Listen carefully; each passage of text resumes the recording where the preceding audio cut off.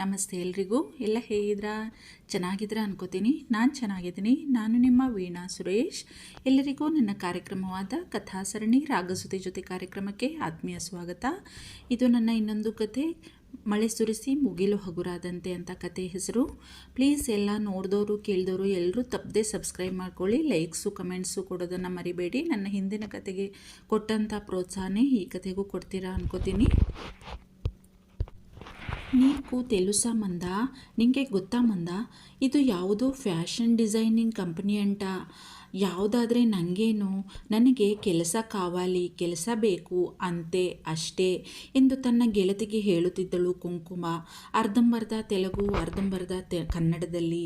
ಯವ್ವ ಜಗನ್ಮಾತೆ, ನಮ್ಮ ಕನ್ನಡವನ್ನು ನನ್ನ ಮುಂದೆನೇ ಕೊಲೆ ಮಾಡ್ತಾ ಇದೆಯಲ್ಲವ್ವ. ನಿನ್ನ ಕನ್ನಡಕ್ಕೊಂದು ನಮಸ್ಕಾರ ಕಣೆ ಕುಂಕುಮ್. ಕೈ ಮುಗಿದು ಬಿಟ್ಟಿದ್ದಳು ಮಂದಾರ ಅವಳಿಗೆ.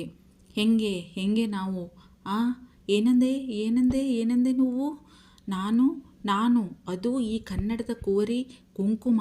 ಕನ್ನಡದ ಕೊಲೆ చేశానా? ಕನ್ನಡದ ಕೊಲೆ ಮಾಡಿದಿನ? దేవుడా, ಈ ಘನಘೋರ ಮಾತುಗಳನ್ನು ಕೇಳಿ ನಾನಿನ್ನೂ ಯಾಕೆ ಬದುಕೇ ಇದ್ದೀನಿ.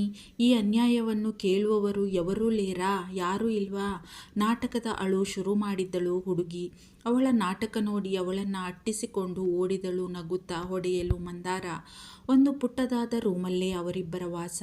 ಅದೇ ಅವರ ಅರಮನೆ. ಅದರಲ್ಲೇ ಅವರಿಬ್ಬರು ಸಂತೃಪ್ತರು. ಇದ್ದುದರಲ್ಲಿಯೇ ಸಂತೋಷ ಪಡುವುದು ಅವರ ರಕ್ತದಲ್ಲಿಯೇ ಇದೆ. ಓಡಿ ಸಾಕಾದ ಇಬ್ಬರು ಏದುಸಿರು ಬಿಡುತ್ತಾ ಒಂದು ಕಡೆ ಕುಳಿತು ಒಬ್ಬರ ಮುಖ ಒಬ್ಬರು ನೋಡಿಕೊಂಡು ಜೋರಾಗಿ ನಕ್ಕರು. ಅದ್ಸರಿ ಕುಂಕುಮ್, ನೀನು ಎಲ್ಲೋ ಕೆಲಸಕ್ಕೆ ಇಂಟರ್ವ್ಯೂಗೆ ಹೋಗಬೇಕು ಅಂದಲ್ಲ, ಎಲ್ಲಿ ಅದು? ಏನು ಕಂಪನಿಯ ಹೆಸರು ಎಂದು ಕೇಳಿದ್ದಳು ಮಂದಾರ. ಯಾಕೆಂದರೆ ಅವಳು ಕೂಡ ಒಂದು ಫ್ಯಾಷನ್ ಡಿಸೈನಿಂಗ್ ಕಂಪನಿಯಲ್ಲೇ ಸಹಾಯಕಳಾಗಿ ಕೆಲಸ ಮಾಡುತ್ತಿದ್ದಳು. ಓ ಅದೇನೋ ನಕ್ಷತ್ರ ಫ್ಯಾಷನ್ಸ್ ಅಂತೆ ಮಂದ. ಯಾಕೆ?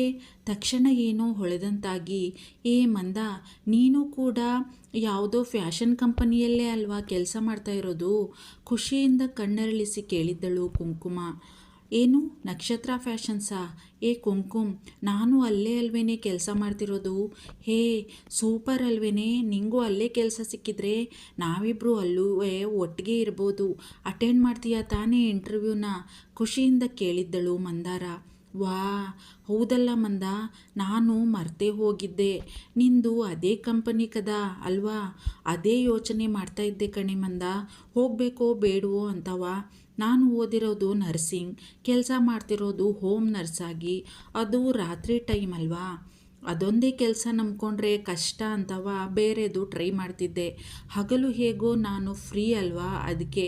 ಇದು ಯಾವುದೋ ಫ್ಯಾಷನ್ ಡಿಸೈನಿಂಗ್ ಕಂಪನಿ. ನನಗೆ ಅದೇನು ಕೆಲಸ ಉಂಟಾದಿ ಅಕ್ಕಡ?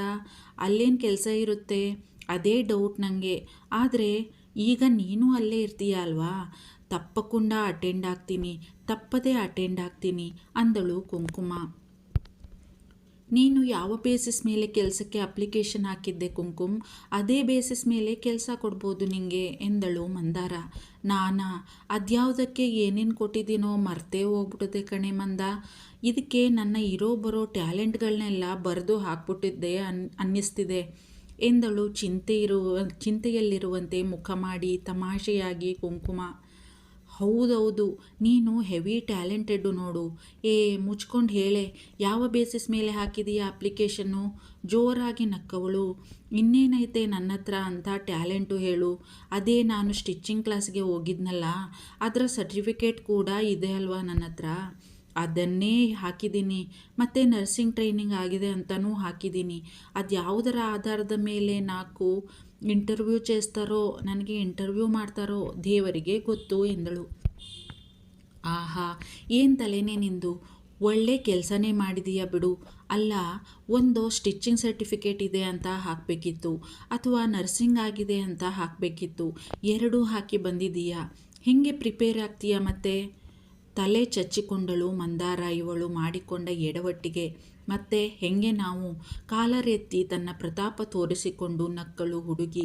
ಅಯ್ಯ ಮಂದ, ಎಲ್ಲೆಲ್ಲೋ ಕೆಲಸಕ್ಕೆ ಟ್ರೈ ಮಾಡ್ತಿದ್ನಲ್ಲ, ಇದು ಎಲ್ಲೋ ಕಂಡಿರಬೇಕು. ನನಗೆ ನೆನಪಿಲ್ಲ ಯಾವಾಗ ಹೆಂಗೆ ಏನು ಹಾಕಿದ್ದೆ ಅಂತ. ಹಾಗೆ ಅಂದಾಜಿಗೆ ಹೇಳ್ತಾ ಇದ್ದೀನಿ ನಾನು.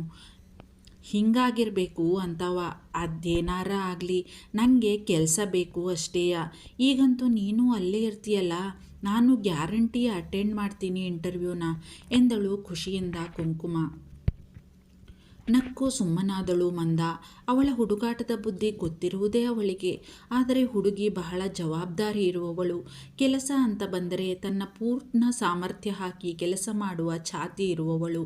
ಏನನ್ನಾದರೂ ಛಲ ಬಿಡದೆ ಸಾಧಿಸುವ ಗುಣ ಅವಳದು. ಅದಕ್ಕೆ ಅವಳು ಅಂದರೆ ಬಹಳ ಇಷ್ಟ ಮಂದಾರಾಗೆ. ಬೆಂಗಳೂರಿನ ಡಾಲರ್ಸ್ ಕಾಲನಿಯಲ್ಲಿ ಇರುವ ಐಷಾರಾಮಿ ಬಂಗಲೆ, ನಾಟ್ಯ ಮ್ಯಾನ್ಷನ್ ಬಂಗಲೆಯ ಹೆಸರು. ಬಂಗಾರದ ಬಣ್ಣದಲ್ಲಿ ಬಂಗಲೆಯ ಮುಂಭಾಗದಲ್ಲಿ ಕೆತ್ತಿದ್ದಾರೆ. ಬಹಳ ಆಕರ್ಷಕವಾಗಿದೆ. ಬಂಗಲೆಯ ಆವರಣವನ್ನು ಪ್ರವೇಶಿಸುತ್ತಿದ್ದಂತೆಯೇ ದೂರದಿಂದಲೂ ಕಾಣುವ ಹಾಗೆ ಡಿಸೈನ್ ಮಾಡಿದ್ದಾರೆ ಹೆಸರನ್ನು. ಅರಮನೆಯನ್ನೇ ನಾಚಿಸುವಂತಿದೆ ಆ ಬಂಗಲೆಯ ಸೌಂದರ್ಯ, ಅದರ ಹೊರಾಂಗಣ ಒಳಾಂಗಣ ವಿನ್ಯಾಸ. ಒಂದು ಸಲ ಒಳಹೊಕ್ಕರೆ ಹೊರಗೆ ಬರುವುದು ಹೇಗೆ ಎನ್ನುವುದೇ ಸಾಮಾನ್ಯ ಮನುಷ್ಯನಿಗೆ ಅರ್ಥ ಆಗದಿರುವಷ್ಟು ವಿಶಾಲವಾಗಿದೆ ಬಂಗಲೆ. ಅದಕ್ಕೊಬ್ಬರು ಆ ಮನೆಯವರು ಇರಲೇಬೇಕು. ಇಲ್ಲದಿದ್ದರೆ ಒಳಗಡೆ ಬಂದ ಮನುಷ್ಯ ಅಲ್ಲೇ ಕಳೆದು ಹೋಗುವುದು ಪಕ್ಕಾ. ಮುಂಜಾನೆಯ 5:30 ಸಮಯ. ಎಚ್ಚರವಾಗಿತ್ತು ಅವನಿಗೆ. ರಾತ್ರಿಯೆಲ್ಲ ನಿದ್ದೆಯಿಲ್ಲದೆ ಹೊರಳಾಡಿದರೂ ಸಮಯಕ್ಕೆ ಸರಿಯಾಗಿ ಏಳುವುದು ಅವನಿಗೆ ಅಭ್ಯಾಸವಾಗಿದೆ. ಪಕ್ಕದಲ್ಲಿ ಮುದ್ದಾಗಿ ಮುದುರಿ ಮಲಗಿದ್ದ ಮಗುವಿನ ಹಣೆಗೊಂದು ಬೆಚ್ಚನೆಯ ಮುದ್ದಿಟ್ಟು ತನ್ನ ದಿನಚರಿ ಆರಂಭಿಸುವುದು ಅವನ ರೂಢಿ. ಇಂದೂ ಅದೇ ಮಾಡಿದ್ದ ಆಯುಷ್. ಮಲಗಿದ್ದ ಮುದ್ದು ಮಗುವಿನ ಮುಖ ನೋಡಿದವನ ಮುಖದ ಮೇಲೆ ವಿಷಾದದ ನಗು ಮೂಡಿತ್ತು. ಎಲ್ಲವೂ ನಮ್ಮ ಹಣೆಯಲ್ಲಿ ಬರೆದಿರಬೇಕು. ನಮ್ಮ ಅದೃಷ್ಟವೇ ಖರಾಬಾಗಿರುವಾಗ ಯಾರು ತಾನೇ ಏನು ಮಾಡಲು ಸಾಧ್ಯ? ನಿನ್ನ ಹಣೆಯಲ್ಲಿ ಇಷ್ಟೇ ಬರೆದಿರುವುದು ಕಂದ. ನಾನು ತಾನೇ ಏನು ಮಾಡಲು ಸಾಧ್ಯ ಹೇಳು? ನನ್ನಿಂದ ಆಗುವ ಎಲ್ಲ ಪ್ರಯತ್ನಗಳನ್ನು ಮಾಡ್ತಾ ಇದ್ದೀನಿ, ನನ್ನ ಶಕ್ತಿ ಮೀರಿ. ಆದರೆ ನಿಟ್ಟುಸಿರು ಹೊರಹಾಕಿದ ಚಿಂತೆಯಿಂದ ಕೈಯಿಂದ ತನ್ನೆಲ್ಲ ಕಸರತ್ತನ್ನು ಪೂರೈಸಿ ಬೆವರಿನಿಂದ ತೊಯ್ದು ಹೋಗಿದ್ದ ಮೈಯನ್ನು ಒರೆಸಿಕೊಂಡಿದ್ದ. ಅಷ್ಟರಲ್ಲಿಯೇ ಬಂದಿದ್ದ ಅವನ ನೆಚ್ಚಿನ ಬಂಟ ಜಾನಿ ಅಲಿಯಾಸ್ ಜನಾರ್ದನ್. ಆಯುಷ್ನ ಅರಮನೆಯ ಎಲ್ಲವೂ ಅವನೇ, ಸರ್ವಸ್ವ ಅವನೇ. ಅವನಿಲ್ಲದೆ ಅರಮನೆಯಲ್ಲಿ ಯಾವ ಕೆಲಸವೂ ನಡೆಯದು. ಒಂದು ಸ್ಪೂನನ್ನು ಎತ್ತಿಡಲು ಕೂಡ ಅವನದೇ ಅನುಮತಿ ನೀಡಬೇಕು. ಅವನ ಆಣತಿಯಿಲ್ಲದೆ ಒಂದು ಹುಲ್ಲುಕಡ್ಡಿ ಕೂಡ ಅಲ್ಲಾಡುವುದಿಲ್ಲ ಆ ಅರಮನೆಯಲ್ಲಿ. ಅಷ್ಟು ನಂಬಿಕಸ್ಥ ಅವನು. ಹೆಚ್ಚು ಕಡಿಮೆ ವಿಧಾನವಾರಗಿಯವನೇ ಅವನು. 1-2 ವರ್ಷ ಚಿಕ್ಕವನಿರಬೇಕೇನೋ. ಮೂಲತಃ ಮಂಗಳೂರಿನವನು. ಅವನು ಸುಮಾರು 15-16ನೇ ವಯಸ್ಸಿಗೆ ಇವರ ಮನೆಗೆ ಬಂದು ಸೇರಿಕೊಂಡಿದ್ದ ಕೆಲಸಕ್ಕೆ. ಅಡುಗೆ ಕೆಲಸ ಅವನದಾಗಿತ್ತು, ಈಗಲೂ ಅವನದೇ. ಆದರೆ ಮೇಲ್ವಿಚಾರಣೆ ಮಾತ್ರ. ತನ್ನ ಅಣ್ಣನ ಯೋಗಕ್ಷೇಮದ ಜವಾಬ್ದಾರಿಯನ್ನು ಮಾತ್ರ ಅವನು ಯಾರಿಗೂ ಬಿಟ್ಟುಕೊಡುತ್ತಿರಲಿಲ್ಲ. ಅದನ್ನು ಮಾತ್ರ ಅವನೇ ಸ್ವತಃ ನೋಡಿಕೊಳ್ಳುತ್ತಿದ್ದ. ಅದು ಅವನಿಗೆ ನೆಚ್ಚಿನ ಕೆಲಸ. ಬಂದವನೇ ಹಣ್ಣಿನ ಜ್ಯೂಸ್ ಅಣ್ಣನ ಕೈಯಲ್ಲಿಟ್ಟಿದ್ದ ಜಾನಿ. ನಾನು ರೂಮಿಗೆ ಹೋಗಿ ಬೇಬಿ ಎದ್ದಿದೆಯಾ ಎಂದು ನೋಡಿಕೊಂಡು ಬರುವುದಾ ಅಣ್ಣ? ಎಂತ ನಿಮ್ಮದು ಎಲ್ಲ ಮುಗಿಯಿತಾ ವ್ಯಾಯಾಮ? ನನಗೆ ಮೈ ತೋರಿಸಿಕೊಳ್ಳುವುದಕ್ಕೆ ಸಹ ಪುರುಸೊತ್ತು ಇಲ್ಲ ಮಾರಯ್ಯ. ಭಯಂಕರ ಕೆಲಸ ಉಂಟು ನನಗೆ.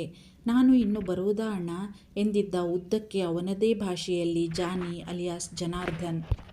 ಅವನ ಮಾತುಗಳನ್ನು ಕೇಳುವುದೇ ಖುಷಿ ಆಯುಷ್ಗೆ. ಮುಗುಳ್ನಗುತ್ತಾ ಸರಿ ಎಂಬಂತೆ ತಲೆ ಅಲ್ಲಾಡಿಸಿದ್ದ ಅವನು. ಎಂತ ಅಣ್ಣ ಮಾರಯ್ಯ, ಒಂದು ಮಾತಾಡಿದರೆ ಮುತ್ತು ಉದುರಿ ಹೋಗಿಬಿಡುತ್ತದೆಯೇನೋ ಅನ್ನುವ ಹಾಗೆ ಮಾಡುತ್ತಾನೆ. ನನಗೆ ಈ ಮನೆಯಲ್ಲಿ ಮೂಕ ಬಸವನ ಹಾಗೆ ಇದ್ದು ನಾಲಿಗೆಯೇ ಬಿದ್ದು ಹೋಗುಂಟಾ ಅಂತ ಅನುಮಾನ ಬರ್ತಾ ಉಂಟು ಮಾರಯ್ಯ.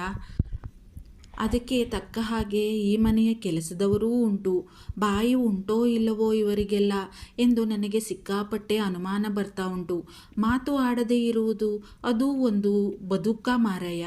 ಭಗವಂತ ಬಾಯಿ ಕೊಟ್ಟಿರುವುದು ಎಂಥ ಉಪ್ಪು ಬೆಲ್ಲ ಹಾಕಿ ನಿಕ್ಕುವುದಕ್ಕ? ಎಂಥ ಸಾವು ಮಾರಯ್ಯ ಇದು. ತಲೆ ಚಚ್ಚಿಕೊಳ್ಳುತ್ತಾ ತನಗೆ ತಾನೇ ಗೊಣಗುತ್ತಾ ಆಯುಷ್ ರೂಮಿನ ಒಳಗೆ ಬಂದಿದ್ದ ಜಾನಿ.